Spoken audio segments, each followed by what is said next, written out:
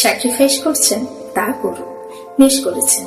সংসারে সবার কাছে ভালো শুনতে গেলে একটু একটু স্যাক্রিফাইস করতে হয় বই কি।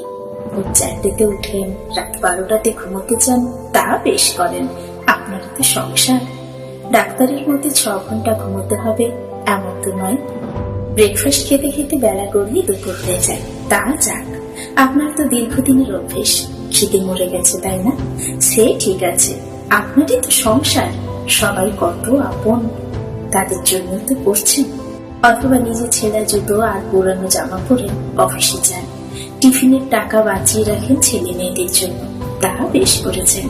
দিন দিন না খেয়ে খেয়ে আপনার আর এখন খিদেই পায় না, তাই না? পুরুষ অথবা নারী বলে নয়, মানুষ হিসেবে ক্রমাগত স্যাক্রিফাইস করে চলা আপনি ভুলেই গেছেন ভালোভাবে বাঁচতে।